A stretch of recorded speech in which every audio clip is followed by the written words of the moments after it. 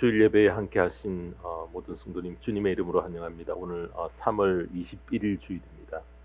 증거받을 말씀의 제목은 겨울이 오기 전에라는 제목으로 본문의 말씀은 디모데후서 4장 19절에서 우리 22절까지 말씀입니다.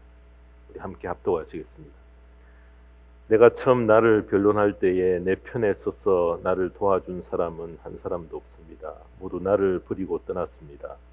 그러나 그들에게 허물이 돌아가지 않기를 빕니다. 주님께서 내 곁에 서셔서 나에게 힘을 주셨습니다. 그것은 나를 통하여 전도의 말씀이 완전히 전파되게 하시고 모든 이방 사람이 그것을 들을 수 있게 하시려는 것입니다. 주님께서 나를 사자의 입에서 건져내셨습니다. 주님께서 나를 모든 악한 일에서 건져내시고 또 구원하셔서 그분의 하늘나라에 들어가게 해주실 것입니다. 그분에게 영광이 영원 무궁하도록 있기를 빕니다. 아멘. 브리스가와 아굴라와 오네시보로의 집에 문안해 주십시오. 에라스도는 고린도에 머물러 있고 드로비모는 앓고 있으므로 밀레도에 남겨두었습니다. 그대는 겨울이 되기 전에 서둘러 오십시오. 어블로와 부데와 리노와 글라우디아와 모든 신도가 그대에게 문안합니다. 주님께서 그대의 영과 함께 하시기를 빌며 주님의 은혜가 여러분과 함께 있기를 빕니다. 아멘. 네, 오늘 이 말씀 가지고 겨울이 오기 전에라는 제목으로 말씀을 증거합니다. 우리의 삶 가운데 가장 큰 영향을 주는 것 중에 하나를 꼽으라고 하면은 바로 날씨입니다. 온도가 어떻게 되고 또 맑은가 흐린가 이것에 따라서 하루의 삶이 완전히 달라집니다. 이렇게 큰 영향을 주는 날씨는 사람의 힘으로는 바꿀 수 있는 부분이 조금도 없게 해놓으셨습니다. 그 모두가 날씨에 관한 모든 영역은 하나님의 영역입니다. 그래서 날씨 예보를 보고 우리가 계획을 세우고 또 일정을 조정을 하고요. 혹시 폭설이 내리면은 모든 출입과 활동이 정지되어져 버립니다. 그래서 여러분, 날씨는 우리의 삶을 지배하는 절대적인 영향력을 가지는데 우리가 시야를 좀 넓혔어요. 날씨 하나만 이렇게 깊게 생각해도 하나님께서 이 세상을 지배하시고 운행하심을 깨닫고 우리는 감사해야 합니다. 그래서 생각나는 말씀이 로마서 1장 20절에서 21절 말씀이 떠오릅니다. 그 말씀에 보면은 이 세상 창조 때로부터 하나님의 보이지 않는 속성, 곧 그분의 영원하신 능력과 신성은 사람이 지으신 그 만물을 보고서 깨닫게 되어 있습니다. 그러므로 사람들은 핑계를 댈 수가 없습니다. 사람들은 하나님을 알면서도 하나님으로 영화롭게 해드리거나 감사를 드리기는커녕 오히려 생각이 허망해져서 그들의 지각 없는 마음이 어두워졌습니다. 우리의 영안이 열리면은 만물과 그 운행을 보면서 하나님 외에는 딴 분이 없으시구나라는 것을 능히 우리가 이 모든 자연 만물을 쳐다보고 깨닫고 알게 해놓으셨다는 것입니다. 그래서 여러분, 지진과 홍수와 이 천재지변과 비가 내리는 것, 이 모든 것 다 인간의 능력을 넘어 하나님의 영역에 속해 있다는 것입니다. 이제 곧 따뜻한 봄 기운이 만연하면은 마음조차 이렇게 온화하여 밖으로 나가서 여유를 만끽할 수 있는 그런 시간이 이제 많아집니다. 근데 여러분, 비가 오고 우중충한 날씨는 어떻습니까? 연세 드신 분들은 신경통으로 여러분, 그런 또 날씨가 신경통에 몸에 영향을 주고요. 하루 종일 또 우울한, 여러분, 날씨가 찌푸르해지면은 우울한 그런 시간들을 보낸다는 것입니다. 농사를 짓거나 식물을 지배하는 분들은 자연의 질서에 맞추지 않으면은 결코 수확을 기대할 수가 없습니다. 그래서 여러분, 사계절의 변화에 맞추어 모든 우리 주변에 있는 비즈니스가 이렇게 이루어지듯이 우리의 삶도 이 계절과 이 온도의 절대적인 영향을 받습니다. 자, 그러므로 히브리서 1장 10절에서 12절에 보면 이렇게 말씀합니다. 주님께서는 태초에 땅에 기초를 놓으셨습니다. 하늘은 주님의 손으로 지으신 것입니다. 그것들은 없어질지라도 주님께서는 영원히 존재하십니다. 그것들은 다 옷처럼 낡을 것이요 주님께서는 그것들을 두루마기처럼 말아 치우실 것이며 그것들이 다 옷처럼 변하고 말 것입니다. 그러나 주님께서는 언제나 같으시고 주님의 세월은 끝남이 없을 것입니다. 사계절의 변화에 맞추어 삶이 바뀌어지듯이 우리의 삶, 매일매일의 삶도 어느 시간인가에 따라서 달라집니다. 여러분, 우리의 오전에 있는 스케줄이 따로 있고요. 또 12시에 해야 할 일들이 있고, 오후 3시쯤 되었으면은 또 어떤 일에 집중해야 하고, 해가 저문 6시가 되면은 하루를 마감할 준비를 서서히 우리는 하게 된다는 것입니다. 사도 바울이 디모데에게 보낸 편지를, 이 디모데 전후서를 읽다가 맨 마지막 21절에 보면은 이렇게 말씀을 합니다. 그대는 겨울이 되기 전에 서둘러 오십시오. 우블로와 부데와 리노와 글라우디아와 모든 신도가 그대에게 문안합니다.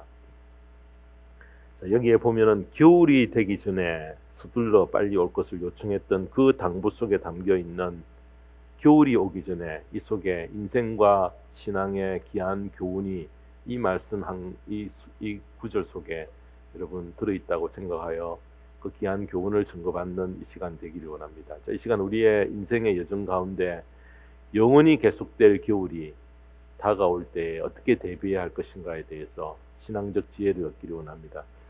바울이 디모데에게 너는 겨울 전에 어서 오라 그렇게 재촉했던 중요한 이유는 자신이 이렇게 지중해 지역을 전도 여행을 다녀서 여러 가지 경험으로 이 지중해 전역은 겨울부터 10월부터 4월까지가 겨울인데요.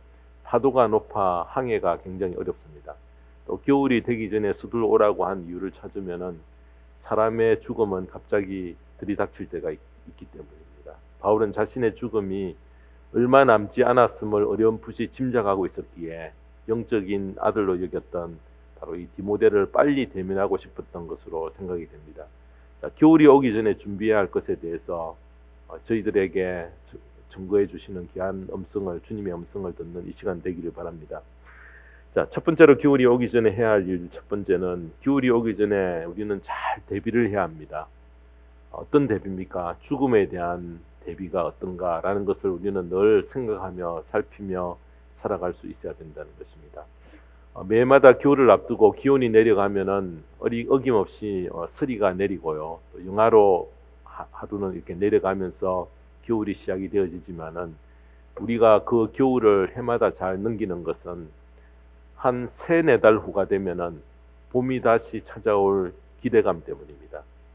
그러나 우리 모두에게는 영원히 맞아야 할 죽음, 영원히 계속되어야 될 겨울이 우리에게 기다리고 있다는 것입니다. 그래서 본문 21절에 그대는 겨울이 되기 전에 서둘러 오십시오. 어블로와 부데와 리노와 글로우디아와 모든 신도가 그대에게 문안을 합니다. 바울이 이렇게 겨울이 되기 전에 빨리 오라고 재촉하는 이유 가운데 하나는 자신의 죽음이 가까이 왔음을 직감하고 디모데를 마지막으로 간절히 보고 싶은 바로 그 마음 때문이라 그렇게 여겨집니다. 영원한 겨울을 맞이해야 할 운명은 바울에게만 해당되는 것이 아니고요. 우리 모두에게도 한 번은 꼭 찾아오고야만은 이미 이야기되어 있다는 것입니다. 여러분, 어린 시절과 청년기와 또 장년기를 거쳐서 노년기가 옵니다. 황혼과 늙음과 은퇴가 모두에게 공평히 찾아온다는 것, 이 하나만으로 위로를 삼아서는 안 되고요. 그 앞에서 우리가 어떤 준비를 완벽히 갖추고 있는가, 그것이 참으로 중요하다는 것입니다. 하나님의 자녀된 우리에게 영원한 겨울은 결국 영생 천국으로 들어가는 관문입니다. 자, 그러므로 우리는 지금부터 죽음을 생각할 때에 매우 희망적인 여러분 그런 기쁨을 우리는 하나하나 우리 마음속에 쌓고 살아가야 된다는 것입니다. 죽음은 사고와 또는 질병으로 또 때로는 노안으로 누구에게나 찾아옵니다. 아무리 도망을 가고 피하고 몸부림쳐도 언젠가 바로 그 순간이 내 앞에 한 번은 꼭 다가오기 때문에 두렵지만은 문제는 영혼으로 들어가는 겨울에 대한 대비, 자, 이것을 우리가 어떻게 하고 있는가, 이것이 너무나 중요하다는 것입니다. 영원한 겨울이 점점 다가옴을 사람들은 어느 정도 감지를 합니다. 다윗 왕이 아들 솔로몬에게 남긴 유언이 열왕기상 2장 1절에서 2절에 기록이 되어 있습니다. 다윗은 세상을 떠날 날이 가까워서 아들 솔로몬에게 유언을 하였다. 나는 이제 세상 모든 사람이 가는 길로 간다. 너는 굳세고 장부다워야 한다. 라고 자신의 죽음을 예고하면서 자신의 죽음을 이 세상의 모든 사람이 가는 곳으로 간다 이렇게 밝힙니다. 히브리서 9장 27절에도 사람이 한 번 죽는 것은 정해진 일이요 그 뒤에는 심판이 있습니다.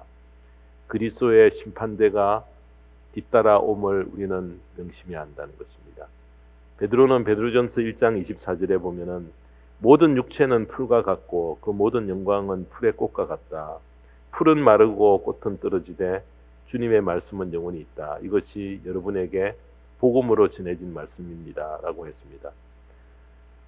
봄에 싱싱하게 피웠다가 가을이 되면은 말라버리고 한겨울이 되면은 그 흔적조차 없어지는 것이 바로 인생과 같습니다. 자, 인생의 겨울이 내 인생의 사전에는 없는 양 전혀 우리가 생각하지 않고 사는 어린 시절이나 때로는 혈기왕성한 청년 시절이 분명히 있긴 합니다. 그러나 그런 젊은 시절도 예외 없이 다 흘러가고 때가 되면은 겨울의 문턱에 다 모두가 다 도달하게 됩니다. 빨리 오는가 늦게 맞는가의 차이가 있을 뿐 누구에게나 다 찾아오기 때문에 피하거나 불평하거나 놀라지 말아야 합니다. 문제는 어떻게 대비하고 사는가인 것입니다. 자, 그 대비책은 오늘 오직 하나뿐입니다. 이 땅에 구원자로 보내신 예수 그리스도께서 십자가 위에서 피를 흘리심으로 내 모든 죄를 다 사하셨는데 바로 이분을 내 인생의 주인으로 영접했는가 아닌가, 우리가 단 한 번 영접으로 우리는 하나님과 아버지와 자녀의 그런 관계가 맺어진다는 것입니다. 요한복음 1장 2절에 12절에 보면은 그러나 그를 맞아들인 사람들 곧 그 이름을 믿는 사람에게는 하나님의 자녀가 되는 특권을 주셨다. 예수 영접 하나로 모든 준비를 다 하게 됩니다. 그래서 여러분 우리는 이 땅의 삶은 놀이터에서 여러분 노는 그런 삶입니다. 그러다가 해질 무렵이 되면은 우리 아버지 집은 부모님 있는 집으로 우리가 돌아가듯이 해질 무렵이 되면은 이 땅에 8, 90년 삶을 다 마감을 하고 아버지가 계신 천국으로 우리는 옮겨간다는 것입니다.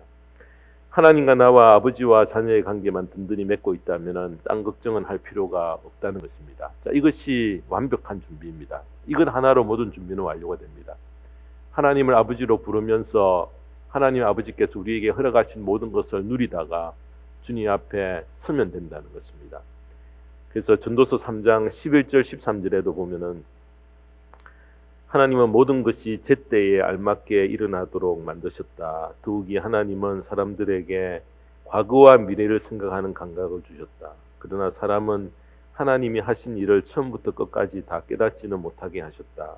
이제 나는 깨닫는다. 기쁘게 사는 것, 살면서 좋은 일을 하는 것, 사람에게 이보다 더 좋은 것이 무엇이랴. 사람이 먹을 수 있고 마실 수 있고 하는 일에 만족을 누릴 수 있다면 이것이야말로 하나님이 주신 은총이다. 사랑하는 성도 여러분, 영원한 겨울, 마지막 겨울로 언젠가 우리 모두가 들어가야 하기에 자주 떠올리며 마음의 준비를 하고 있으면서 내가 어떻게 준비가 되어져 가는가, 또 그 현장을 만날 때에 내가 준비가 잘 되어 있으면은 충격을 들 수 있다는 것입니다. 그래서 여러분, 잔치집보다 초상집으로 나의 마음을 옮기는 자가 더 복이 있다라고 성경이 말하듯이 우리가 이 세상을 머무는 동안 기쁘게 살고 선을 행하며 살고 먹고 마시고 일하면서 누리게 하신 모두를 하나님께서 다 공급해 주심을 알고요, 인생 가운데 꼭 한번 찾아오고야만은 겨울에 대해, 영원한 겨울에 대해서 바로 대비하며 사는 저와 모든 성도님의 인생 여정이 되기를 주님의 이름으로 축원합니다. 두 번째로 겨울이 오기 전에 우리가 해야 할 일, 두 번째는 겨울이 오기 전에 화목하도록 힘써야 합니다. 좋은 관계로 마무리하도록 힘써야 한다는 것입니다. 다른 계절보다 추운 겨울이 다가오면은 대비해야 할 것들이 많습니다. 집과 또 차량, 건강관리 등등 추운 긴 겨울을 어떻게 보낼 것인가 준비를 잘 해야 하는데, 여러분, 영원한 겨울이 우리 삶에 들어닥치기 전에 더욱 신경을 써야 할 문제는 바로 내 주변의 인간관계가 어떻게 되어 있는가라는 것입니다. 여러분, 풀지 못하고 상처가 방치되어 있으면은 겨울이 오기 전에 화목하고 풀어야 합니다. 그래서 본문 16절에 바울은 이렇게 밝힙니다. 내가 내가 처음 나를 변론할 때에 내 편에 서서 나를 도와준 사람은 한 사람도 없습니다. 모두 나를 버리고 떠났습니다. 그러나 그들에게 허물이 돌아가지 않기를 빕니다. 바울은 지금 사형수의 몸으로 감옥에서 사형 집행을 기다리고 있는데 변호해주는 동료조차 없고 모두가 바울을 뒤로하고 다 떠났음을 밝힙니다. 예수님이 법정에 서셨을 때에 3년 동안 같이 지내던 12명의 제자들이 다 예수님을 등지고 떠나버렸습니다. 탕자가 돈이 떨어지고 나니 모두가 탕자 곁을 떠난 것과 같습니다. 좋을 때는 주변에 많은 사람들이 이렇게 머물러 있지만은 상황이 어려우면 모두 다 떠나버립니다. 바울은 자신의 어려움, 외로움, 고독을 한마디로 표현했는데 모두 나를 버리고 떠났다 이렇게 표현합니다. 자, 이 말 속에는 찹찹한 바울의 심정이 고스란히 담겨져 있습니다. 그러나 바울은 말하기를 그들에게 허물이 돌아가지 않기를 빕니다. 그 의미는 다 용서하고 다 포용하고 다 이해하고 마음속에 있는 그 모든 앙금을 다 털어내었다는 것입니다. 뭐 그럴 수 있지라고 여기고 쉽게 다 수용했다는 것입니다. 그래서 신앙생활의 가장 중요한 것은 바로 이웃과 어떤 관계를 맺는가. 그 관계를 잘 가지면 형통하고 건강하고 즐겁고 삶의 보람을 느낍니다. 여러분, 짓눌린 분노나 억제된 슬픔과 감정은 인생이 아주 해로운 독이며 자신의 건강까지 해치게 만든다는 것입니다.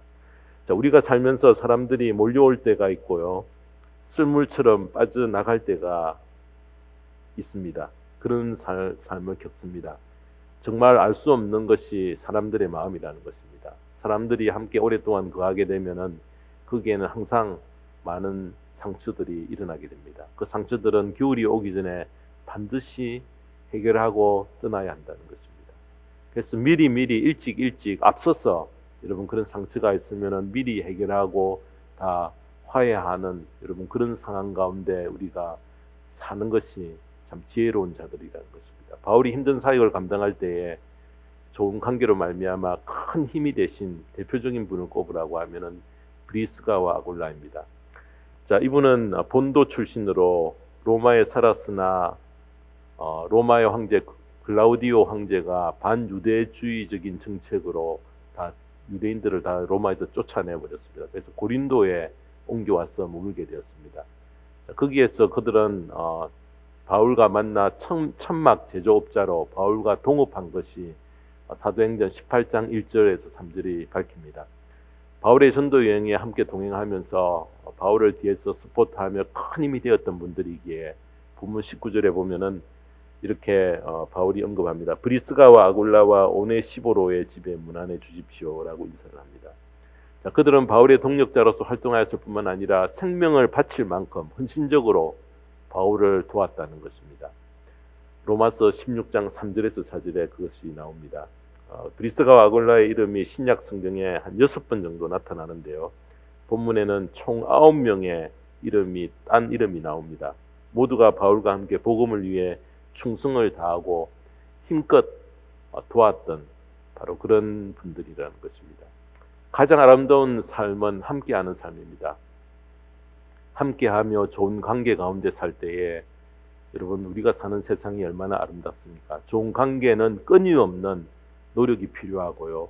관계를 깨뜨리려는 사탄의 꾀가 항상 우리 사는 주변에 맴돌고 있기 때문에 관계에 성공할 뿐만 아니라 우리의 삶에 마지막 겨울이 점점 다가오는 것을 느끼면은 내 주변과 관계가 어떤가 점검하고요. 관계는 위로 하나님과의 관계와 옆으로 이웃과의 관계를 저해하는 그런 요인이 있다면은 원인을 찾아 하나하나 정리해 가야 한다는 것입니다.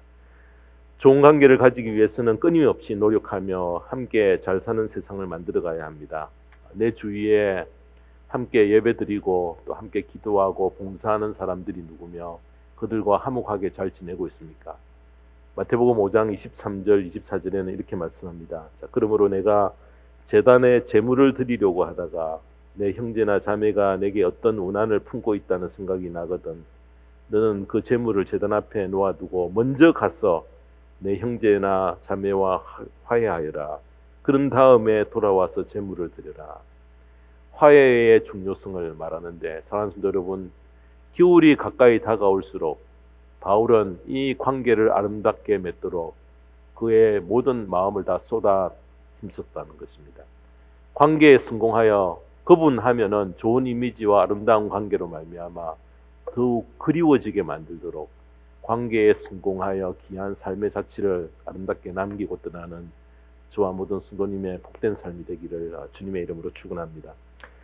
마지막 세 번째로 겨울이 오기 전에 준비해야 할 일은 겨울이 오기 전에 사명을 완수해야 한다는 것입니다. 바울이 외롭게 감옥에 갇혀 있다 하여 인생을 후회하며 슬퍼하고 외로움에 떨며 낙심하고 있던 것이 아닙니다. 자, 오늘 읽은 편지 속에 충분히 그 내용이 다 드러납니다. 바울도 우리와 같은 사람이라서 외로울 때는 얼마나 사람에 대한 그리움이 컸겠습니까? 또 추운 날씨에 왜 고통을 겪지 않았겠습니까? 그리고 감옥 생활이 얼마나 힘들었겠습니까? 사람들이 하나둘 곁을 떠나가고 감옥에는 순교할 때가 점점 가까움을 느낄 때에 그의 마음속에 디모데가 보고 싶었던 것입니다. 곧 추운 겨울이 닥치는데 추위를 대비하여 감옥에서 추위를 막을 수 있도록 좀 겉옷을 가져다 달라 그렇게 부탁을 했고요. 감옥에서라도 책을 읽으려고 가죽으로 쓴 책을 가져달라 그렇게 부탁을 합니다. 생의 마지막 순간을 보내고 있는 바울에게 자포자기하거나 원망하거나 실망의 모습은 전혀 보이지 않습니다. 선한 싸움을 싸우고 달려갈 길을 다 달리고 믿음을 지킨 주님의 군사답게 바울은 총사령관이신 주님께서 주실 면류관을 생각하며 그날을 기다릴 수 있었던 이유는 바로 자기가 감당할 수 있었던 사명을 완수했기 때문에 그렇습니다. 그래서 최후의 든든한 위로는 바로 내가 하나님께서 나에게 부어주신 그 사명을 어떻게 감당했는가, 그 사명을 감당하는 삶을 살았는가 그렇지 못했는가 여부로 결정이 된다는 것입니다. 주님이 부르시는 그 순간까지 주님 가신 그 길을 따라가며 젊은 목회자 디모데와 다른 성도들에게 성숙한 마무리를 보여주는 바울의 멋진 모습을 우리는 본문에서 봅니다. 22절 맨 마지막 절은 주님께서 그대와 그대의 영과 함께 하시기를 빌며 주님의 은혜가 여러분과 함께 있기를 빕니다. 여러분, 어떻게 감옥에 갇힌 자가 이렇게 다른 분을 축복할 수 있겠습니까? 그 이유는 자신이 달려갈 길을 마치고 맡겨진 사명을 완수했기에 이런 담력과 힘과 용기가 나올 수 있고요. 17절에도 보면은 주님께서 내 곁에 서셔서 나에게 힘을 주셨습니다. 그것은 나를 통하여 전도의 말씀이 완전히 전파되게 하시고 모든 이방 사람이 그것들을 들을 수 있게 하시려는 것입니다. 주님께서 나를 사자의 입에서 건져내셨습니다. 이렇게 자신의 마음의 위로와 큰 용기는 바로 사명을 온전히 감당했기 때문에 가질 수 있었다는 것입니다. 아내와 함께 살던 어느 가난한 농부가 돈을 벌기 위해 집을 떠나면서 서로 굳게 다짐을 합니다. 서로를 향한 믿음과 신뢰를 지키자 그렇게 굳게 약속한 후에 집을 떠난 농부는 20일이 걸려서 어느 마을에 도착을 했다고 합니다. 그리고 어느 부잣집에서 20년을 일하기로 약속하면서 농부는 주인에게 20년 동안 자신의 월급을 저축해 달라 그렇게 부탁했습니다. 그래서 20년이 차서 주인에게 자신의 돈을 달라 그렇게 요구했을 때 주인은 둘 중에 하나를 택하라는 제안을 합니다. 20년간 번 돈만 가져갈 것인가 아니면은 세 가지의 삶의 지혜를 들을 것인가 둘 중에 하나를 택하라고 그렇게 말을 했습니다. 자, 이틀을 고민한 농부는 20년간 번 돈 대신 주인의 훌륭한 인격을 생각해서 세 가지의 삶의 지혜를 듣기로 결정했을 때에 주인은 조목조목 세 가지의 삶의 지혜를 말해 주었습니다. 첫째는 인생에서 지름길을 택하지 말고 지름길을 택하면은 큰 대가를 크게 치르고 손해를 볼 수 있다라는 말을 해줬고요. 두 번째는 과하게 호기심을 가지지 말게. 과한 호기심은 다칠 수 있네. 또 세 번째는 화가 났을 때에 절대로 큰 결정을 하지 말게. 그렇지 않으면은 끝없는 후회를 하게 된다고 그렇게 일러주었습니다. 주인은 또 그에게 빵 3덩어리를 주면서 말합니다. 첫 번째와 두 번째 빵은 집에 가는 길에서 먹고 세 번째 빵은 집에 도착해서 먹게나 그렇게 이야기했다는 것입니다. 길을 떠난 농부는 첫째 날에 한 여행자를 만났는데 어디로 가는가를 물어보는데 농부는 답하기를 20년의 노동을 끝내고 집으로 가는 중인데 집까지는 20일이나 걸린다라고 말했습니다. 그때 여행자가 말하기를 제가 5일 밤 5일 걸리는 지름길을 안내해 주겠다라고 말했습니다. 농부는 지름길을 택했는데 그때 갑자기 주인의 첫 번째 조언이 생각이 났습니다. 농부는 지름길을 대신 긴 여정을 택했습니다. 그래서 그는 노상 강도의 공격을 피해갈 수 있었다는 것입니다. 밤이 되어 농부는 마을로 들어가서 하룻밤을 머물기로 했는데 그가 잠을 잘 때에 큰 울음소리가 그를 깨웠습니다. 궁금해서 문을 조금 열었을 때에 주인이 해줬던 두 번째 조언이 생각이 났습니다.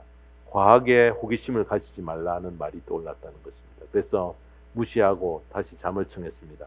다음날 아침에 집주인은 와서 말하기를 호랑이가 밤에 마을로 내려왔습니다. 그래서 모두 문을 단단히 잠그고 있었지요. 무사해서 참 다행입니다. 농부는 20일이 걸려서 자기 집에 도착을 했는데 부푼 마음으로 창문 쪽으로 다가가서 집 안을 들여다보는 순간 기쁨이 충격과 분노로 변했다는 것입니다. 왜냐하면 그의 아내가 다른 남자를 껴안고 있었기 때문입니다. 증오심이 치솟고 달려가서 둘을 다 죽이고 싶었습니다. 하지만 그때 주인이 해준 세 번째 조언이 기억나서 자신을 억제했습니다. 그날 밤에 그는 헛간에서 잠을 잔 후에 해가 떠오르자 마음을 진정하고 다시 주인에게로 돌아가서 일하고 아내와 그의 애인은 죽이지 말자. 하지만 돌아가기 전에 아내에게 자신은 지금까지 정조를 잃지 않고 지켰다는 고백만은 하고 떠나기로 마음을 다짐을 했습니다. 그가 문을 두드렸을 때 아내는 문을 열고 그의 품에 안겨왔습니다. 그는 아내를 거칠게 밀어내며 슬프게 말했습니다. 나는 항상 믿음을 가졌는데 당신은 나를 배신했어. 그렇게 말하자 아내는 아니에요. 아내가 강하게 머리를 저었습니다. 나는 어젯밤에 당신과 한 남자가 함께 있는 것을 보았단 말이요. 그때 아내는 대답하기를 그 남자는 우리 아들이에요. 당신이 떠날 때 저는 임신 중이었고 우리 아들은 20살이 되었어요. 그 말을 듣고 농부는 아내를 껴안았습니다. 그리고 부부와 아들은 마지막 남은 빵을 먹기 위해 마주 앉았습니다. 농부가 빵을 자르니 그 속에는 그가 20년 동안 번 돈과 이자에 해당되는 금덩어리가 들어있었다는 것입니다.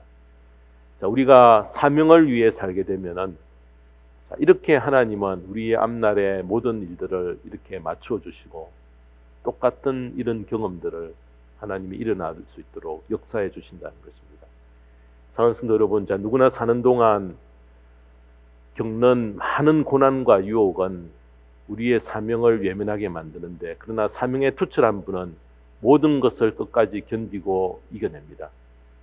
사도행전 20장 24절에 보면은 이 사명을 감당하기 위해서 복음 증거의 사명을 감당하기 위해서 나의 생명을 조금도 귀한 것으로 여기지 않는다. 그렇게 이야기하고요. 로마서 8장 18절에 보면은 하나님이 주시는 영광은 지금 겪는 어떤 고난과 비교할 수 없다. 이렇게 말합니다. 우리 모두는 하나님이 주신 사명을 위해 사는 사람들입니다. 딴 것에 마음을 뺏기지 말고요. 영원한 겨울, 죽음이 점점 나의 앞에 다가옴을 느낄수록 나의 죽음을 어떻게 준비해야 될까 고민하시고요.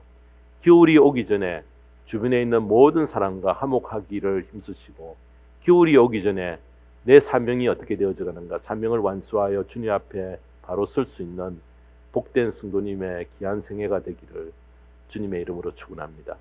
기도하겠습니다. 하나님 아버지 감사합니다. 감옥에 갇힌 바울이 영적인 아들 디모데에게 요청한 겨울 전에 어서 오라라는 그 말씀을 우리가 이 시간 증거를 받습니다. 이 말씀을 통해 우리 모두에게도 영원한 겨울이 점점 다가오고 있음을 알고 철저히 준비하는 삶을 살게 하시고 겨울이 오기 전에 내 주위의 사람들과 화목하고 관계 개선에 힘쓰며 겨울이 오기 전에 맡은 사명이 어떻게 되어져 가는가 돌아보고 준비하며 그날이 닥쳐도 평강을 잃지 않고 영생으로 들어가는 천국으로 들어가는 귀한 믿음으로 준비된 성도님의 귀한 생애가 되어줄 수 있도록 축복하여 주시옵소서. 아버지 하나님 이제 사순절을 보내고 있으며 고난주간과 또 부활주일을 눈앞에 두고 있습니다. 또 저희 교회에 하나님 이렇게 대면 예배가 시작되어 줄 수 있도록 주님께서 모든 성도님의 마음을 준비시켜 주시고 함께 나와 또 예배 드릴 때에 주님을 또 이렇게 더 높게 예배할 수 있는 귀한 환경과 여건을 허락해 주시옵기를 간구하오며 이 모든 말씀 우리 주 예수 그리스도의 이름 받들어 기도드리옵나이다. 아멘.